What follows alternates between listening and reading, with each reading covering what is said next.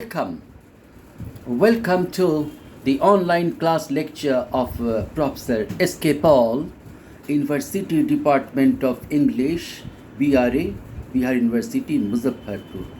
Dear students, good morning. Dear students of PG Semester 2, CC5, Unit 3, you are welcome to my classroom and good morning to all of you. Today I am going to discuss on the topic film adaptations and A Passage to India.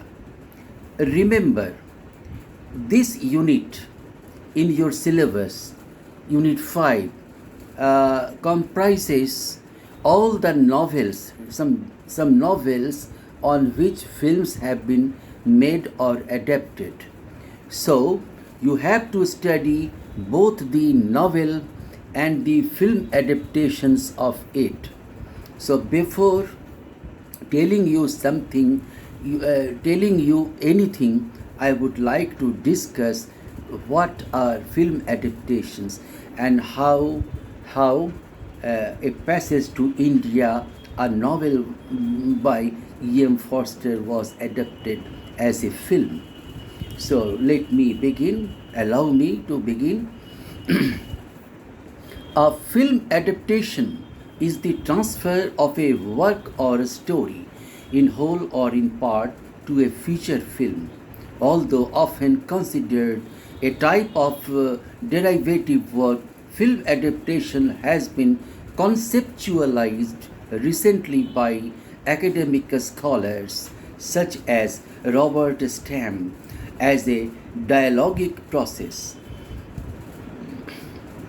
A common form of film adaptation is the use of a novel as the basis of a feature film.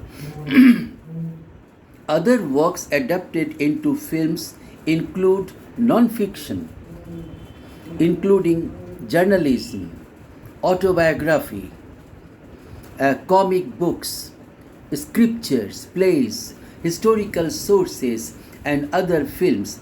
From the earliest days of cinema in 19th century Europe, adaptation from such diverse resources has been a ubiquitous practice of filmmaking. In 1924, Erich von Stoim attempted a literary adaptation of Frank Norris's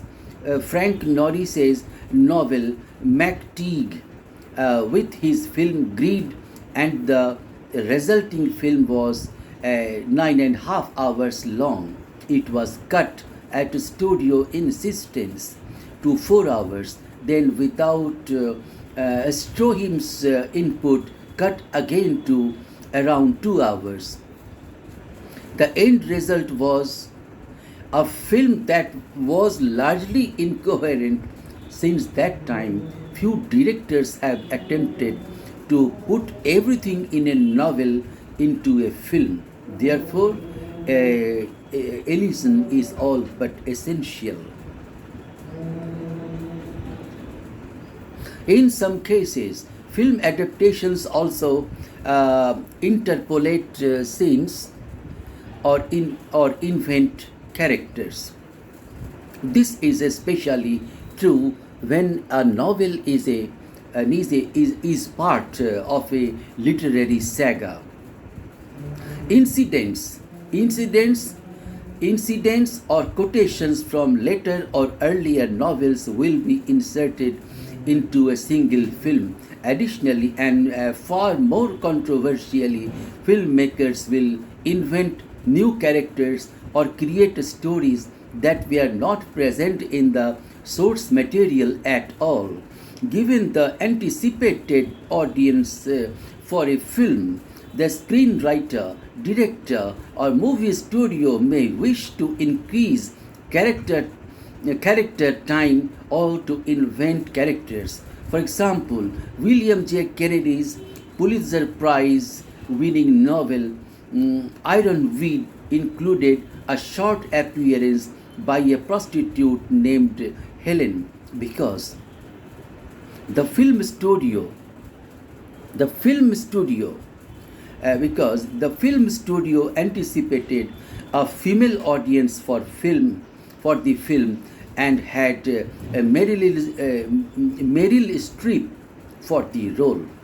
Helen became a significant part of the film audience for the film. However, characters are also sometimes invented to provide the narrative voice.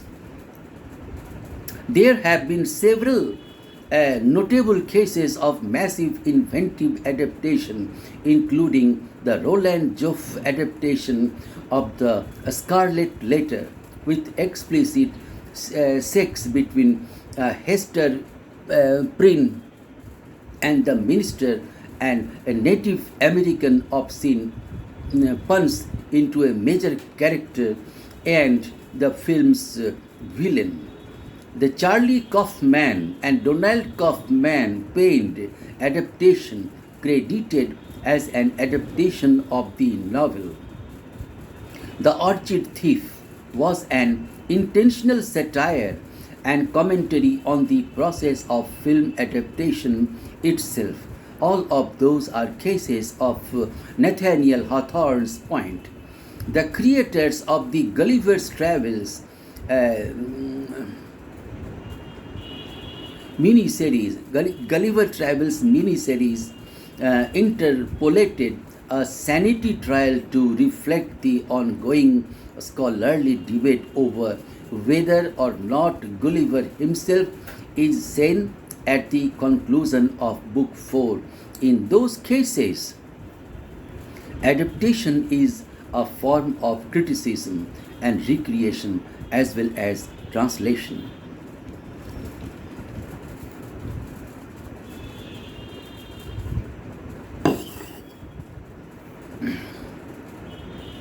Change.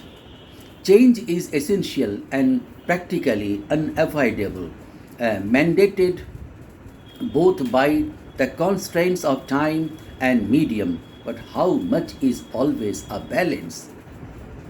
Some film theorists have argued that a director should be entirely unconcerned with the source, as a novel is a novel and a film is a film, and the two works of art must be seen as separate entities. Since a transcription of a novel into film is impossible, even holding up a goal of accuracy is absurd. Others argue that what a film adaptation does is change to fit, literally adapt, and the film must be accurate to the effect. Aesthetics, the theme,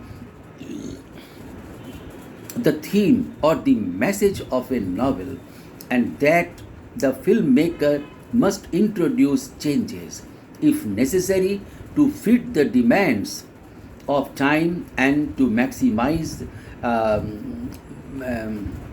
that is faithfulness along one of those axes. In most cases, adaptation, the films are required to create identities. For example, a character's costume or set decor or set designing.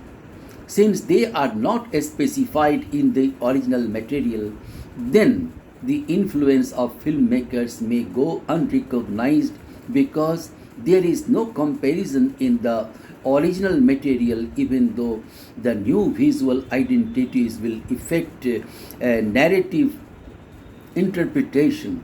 Peter Jackson's adaptations of the Lord of the Rings trilogy and The Hobbit by author J.R.R. Tolkien represent as unusual case, since many visual and stylistic details were specified by Tolkien. For the Harry Potter film series, author J.K. Rowling was closely consulted by the filmmakers, and she provided production designer Stuart Craig with a map of Hogwarts grounds and also prevented director Alfonso Cuarón from adding a graveyard scene because the graveyard would appear elsewhere in a later novel. An often overlooked aspect of film adaptation is the inclusion of sound and music. In a literary text, a specific sound effect can often be implied or specified by an event, but in the process of adaptation, filmmakers must determine a specific the sound characteristics that subliminally affects narrative interpretation. In some cases of adaptation, music may have been specified in the original material, usually diegetic music. In Stephanie Meyer's 2005 Twilight novel, the characters Edward Cullen and Bella Swan both listen to Debussy's Claire de Lune, and Edward composes the piece Bella's Lullaby for Bella. While Claire de Lune was pre-existing piece of music, sorry, Bella's Lullaby was not required original music to be composed for the 2008 movie adaptation. In the 2016 science fiction film 2BR02B, To Be or Not to Be, adapted from the story by Kurt Vonnegut, the filmmakers decided to abandon Vonnegut's choice of music. They stated that they felt that it worked in his prose only because it was not actually heard.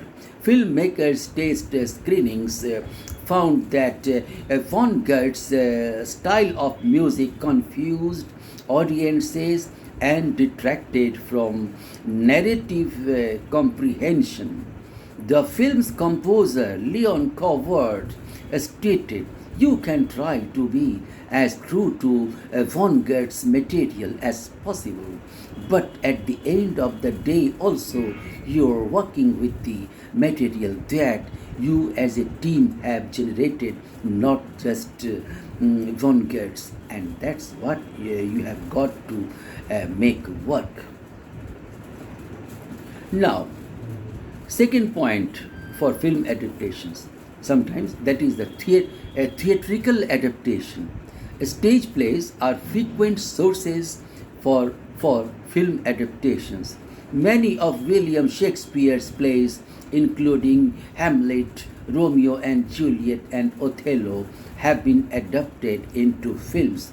The first sound adaptation of any Shakespeare's play was the 1929 production of The Taming of the Shrew, starring Mary Pickford and Douglas Fairbanks. It was later adapted as both a musical play called Kiss Me, Kate, which opened on Broadway in 1948, and as the 1953 Hollywood musical of the same name. The Taming of the Shrew was again retold in 1999 as a teen comedy set in high school in 10 Things I Hate About You, and also in 2003 as an urban romantic comedy, Deliver Us from Eva. The 1961 musical film West Side Story was adapted from Romeo and Juliet, with its first incarnation as a Broadway musical play that opened in 1957. The animated film The Lion King in 1994 was inspired by Hamlet as well as various traditional African myths, and 2001's O was based on Othello. Film adaptations of Shakespeare's works in languages other than English are numerous, including Akira Kurosawa's film A Throne of Blood in 1957, an epic film version of Macbeth, The Bad Sleep Will, Bad Sleep Well 1960, inspired by Hamlet, and Ran 1985, based on King Lear, and Vishal Bhardwaj's Shakespearean trilogy consisting of Heather in 2014, a retelling of Hamlet. Omkara, sorry, Omkara in 2006, based on Othello, and Makbul 2003, based on Macbeth. Another way in which Shakespearean texts have been incorporated in films is to feature characters who are either actors performing those texts or characters who are somehow influenced or affected by seeing one of Shakespeare's plays within a large non Shakespearean story. Generally, Shakespeare's basic themes or certain elements of the plot will parallel the main plot of the film or become part of a character's development in some way. Hamlet and Romeo and Juliet are the two plays which have most often been used in this way. Eric Rohmer's 1992 film Conte de Hiver, A Tale of Winter, is one example. Rohmer uses one scene from Shakespeare's A Winter's Tale as a major plot device within a story that is not based on the play at all. In Britain, where stage plays tend to be more popular, is a form of entertainment than currently in the United States. Many films began as stage productions. Some British films and British American collaborations that were based on successful British plays include Gaslight 1940, Bleed the Spirit 1945, Rope 1948, Look Back in Anger 1959, Oh What a Lovely War 1969, Sleuth 1972, The Rocky Horror Picture Show 1975, Shirley Valentine 1989, The Madness of King George 1994, The History Boys 2006, Quartet 2012, and The Lady in the Van. Lady in the Van 2015.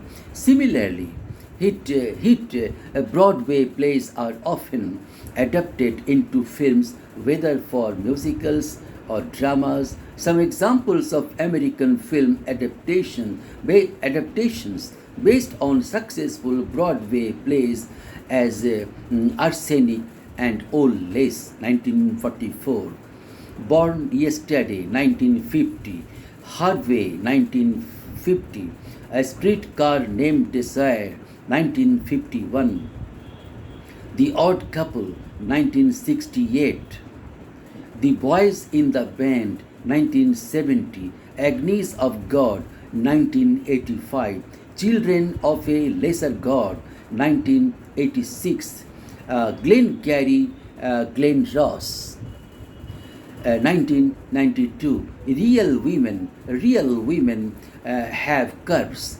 2002, Rabbit Hole 2010, and Fences 2016.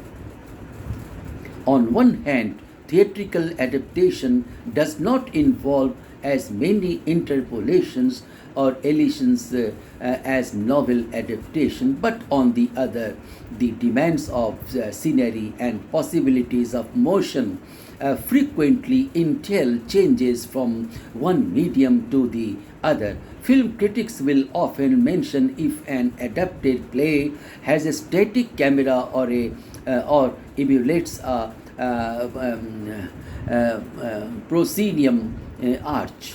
Laurence Olivier consciously imitated the arch with his Henry V 1944, having the camera begin to move and to use color stock after the prologue, indicating the passage from physical to imaginative space. Sometimes the adaptive process can continue after one translation. Mel Brooks, the producers, began as a film in 1967, was adapted into Broadway musical in 2001, and then adapted again in 2005 as a musical film. Television adaptation. Feature films are occasionally created from television series or television segments. In some cases, the film offer a longer storyline than the usual television programs format and or expanded production values.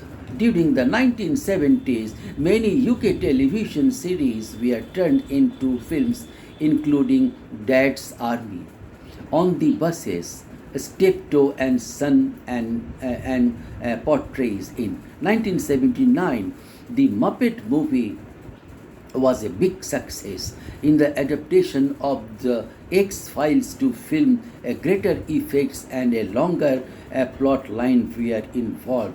Additionally, adaptations of television shows will offer the viewer the opportunity to see the television show's characters without broadcast restrictions. These additions, nudity, profanity, explicit drug use, and explicit violence are only rarely a featured adaptive edition. Film versions of procedurals such as Miami Vice are most inclined to such editions as featured adaptations. South Park, bigger, longer, and uncut, is a notable example of a film being more explicit than its parent TV series.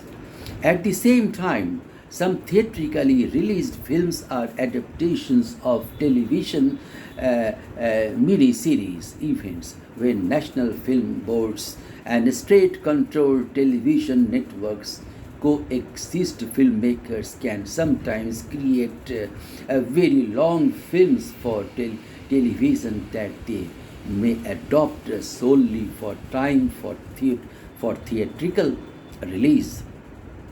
Now, radio adaptation. Radio narratives have also provided the basis of film adaptation. In the heyday of radio segments like television segments today translated to film on several occasions, usually as shorts. Radio series turned into film series include Dr. Christian, Crime Doctor, and The Whistler. Dialogue heavy stories and fantastic stories from radio who adapted to film. Comic book adaptation. Comic book characters, particularly superheroes, have long been adapted into film, beginning in the 1940s with Saturday movie serials aimed at children. Superman 1978, Superman and Batman 1989 are two later successful movie adaptations of famous comic book characters. In the early 2000s, blockbusters such as X-Men 2000 and Spider-Man 2002 have led to dozens of superhero films. The success of these films has also led to other comic books, not necessarily about superheroes, being adapted for the big screen, such as Ghost World 2001, From Hell 2001, American Splendor 2003, Sin City 2005, and 2007, Wanted 2008, and Whiteout 2009. The adaptation process for comics is different from that of novels. Many successful comic book series last for several decades and have featured several variations of the characters in that film. Films based on such series usually try to capture the backstory and spirit of the character instead of adapting a particular storyline. Occasionally, aspects of the characters and their origins are simplified or modernized. Self contained graphic novels and mini-series, many of which do not feature superheroes, can be adopted more directly, such as in the case of Road to Perdition 2002 or V for Vendetta 2006. In particular, Rodriguez did not use a screenplay for Sin City but utilized actual panels from writer artist Frank Miller's series as storyboards to create what Rodriguez regards as a translation rather than an adaptation. Furthermore, some films based on long running franchises use particular storylines from the franchise as basis for a plot. The second X-Men film was loosely based on the graphic novel X-Men God Loves, Man Kills, and the third film on the storyline, the Dark Phoenix saga Spider-Man 2, was based on the storyline Spider-Man No More. Likewise, Batman Begins owes many of its elements to Miller's Batman Year One, and the film sequel The Dark Knight uses subplots from Batman The Long Halloween. Video game adaptation. Video games have also been adapted into films beginning in the early 1980s. Films closely related to the computer and video game industries were also done in this time, such as Tom and Cloak and Dagger, but only after the release of several films based on well-known brands as this genre become recognized in its own right. Video game films can be several forms, such as live-action works like Super Mario Bros. Similar to comic book-based films in the past, especially from 1980s, film based on video games tend to carry a reputation of lackluster quality and receive negative reaction from both film critics and fans of the source material. This is generally due to difficulties in adapting a story meant to be played interactively into a linear movie-going experience.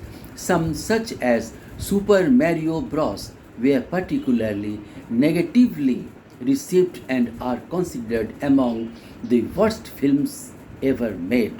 Super Mario Bros. Was criticized for being too dark, violent, and unfaithful in plot to the popular video game series.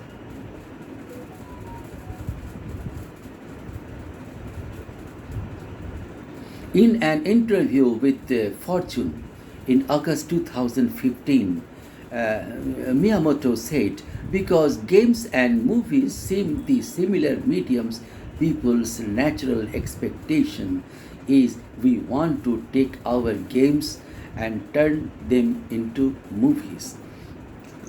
I have always felt video games being an interactive medium and movies being a passive medium mean the two are quite different.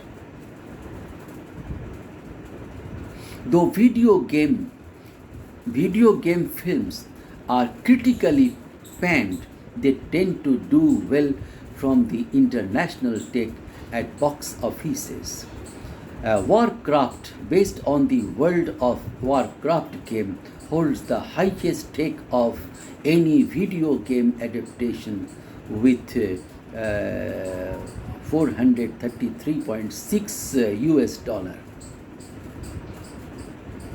Adaptations from other sources, films based on works, while documentary films have been made from journalism and reportage, so to have some dramatic films include All the President's Men 1976 adapted from the 1974 book Miracle 2004 from an account published shortly after the 1980 Miracle on Ice and Pushing Tin in 1999.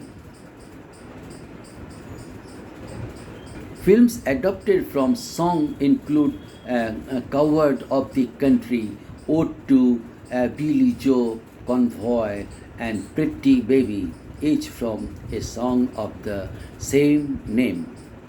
Films based on toys include the Transformers franchise and G.I. Joe films. There is a longer history of animated television series being created simultaneous to toy lines as a marketing tool. Many films have been made from mythology and religious texts. Both the Greek mythology and the Bible have been adopted frequently. Homer's works have been adopted multiple times in several nations.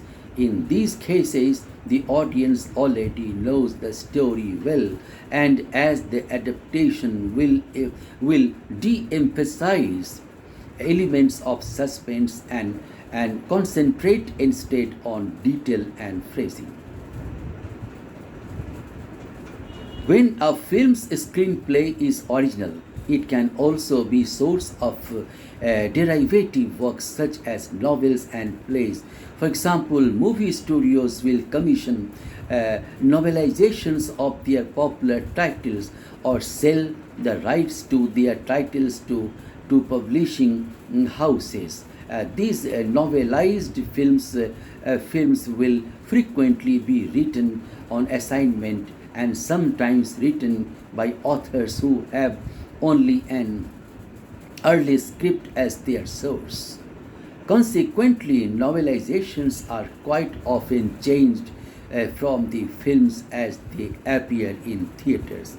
Novelization can build up characters and incidents for commercial reasons, as for example, to market a card or a computer game, to promote the publisher's saga of novels, or to create continuity between films in a series.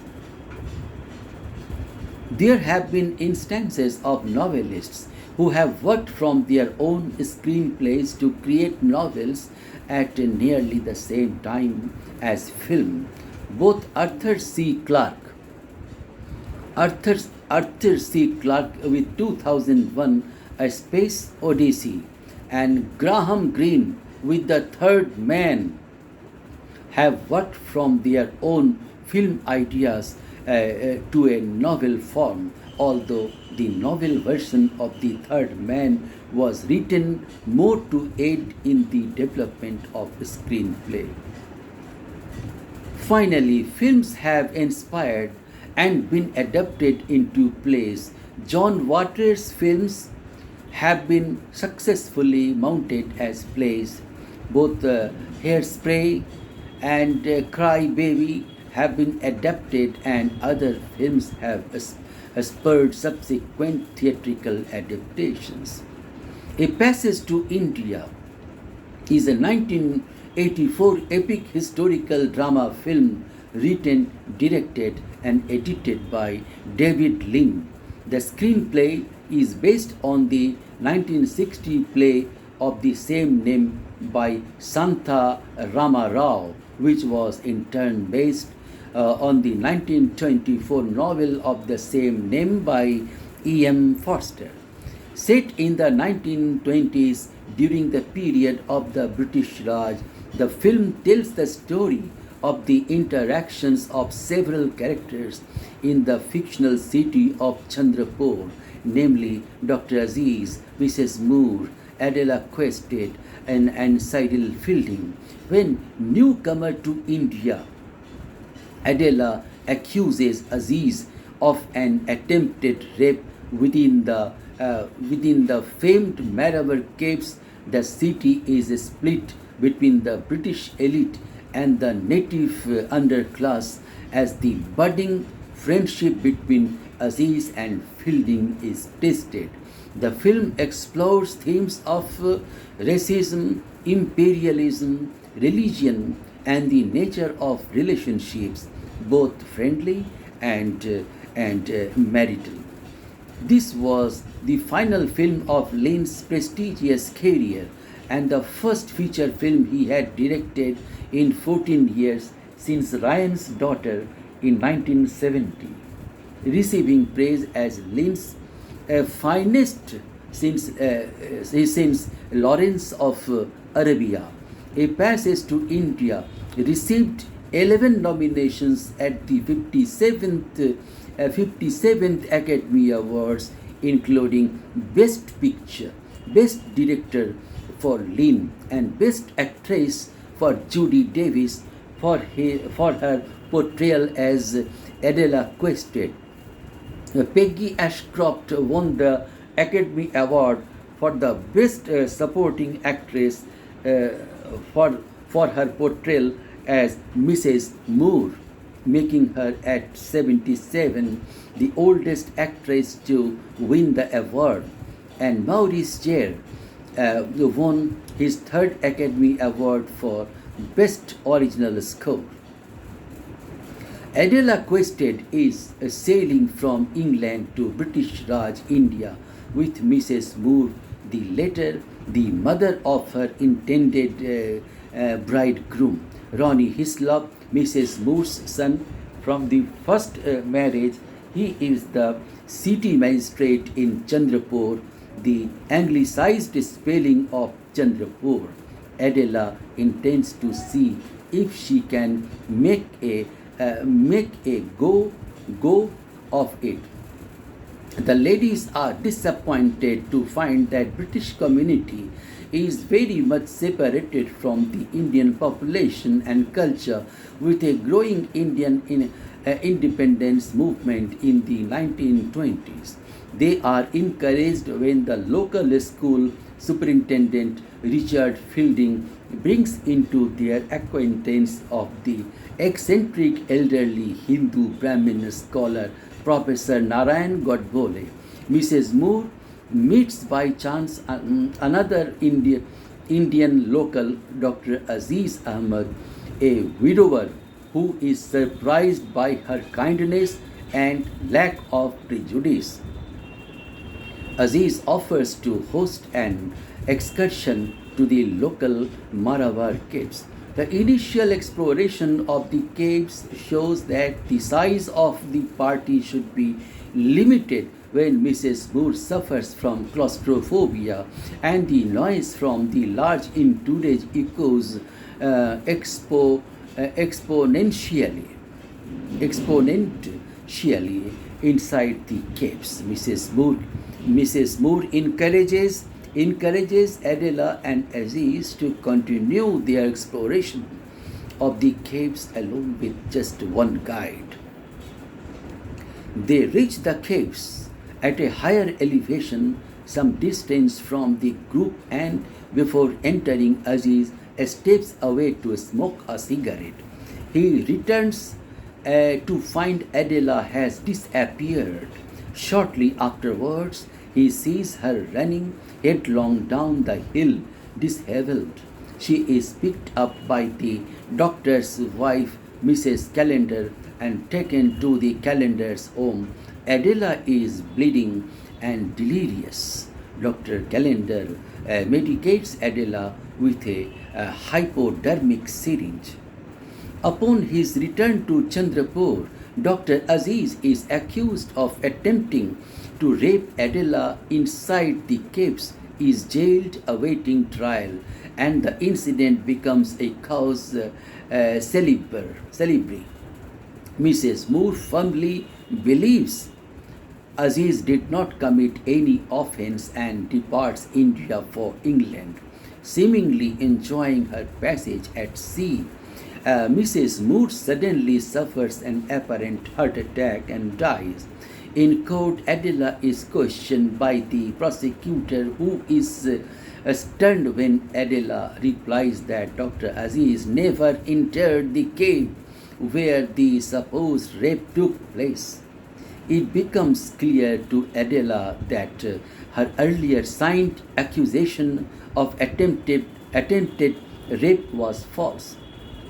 So she recants Aziz. Aziz is freed and celebrated for his innocence. Adela is abandoned to her own devices by the British, except for Mr. Fielding, who assists her to safety at the college. She plans to return to England at the earliest moment. Aziz rids himself of his Western associations and vows to find a new no job. Yes? Hello? Hello? Meanwhile, through just a minute. Why it is not here? Hello? Hello? Hello? Hello? Hello? Meanwhile, through Adela Fielding has married Stella Moore, Mrs. Moore's daughter from her second marriage. E.M. Forster began writing A Passage to India during a stay in India from late 1912 to early 1913. She was drawn there by a young Indian Muslim, Sayyid Ross Masood, whom he had turned. So this way, I have finished my lecture today. So I have concluded it, and I will recap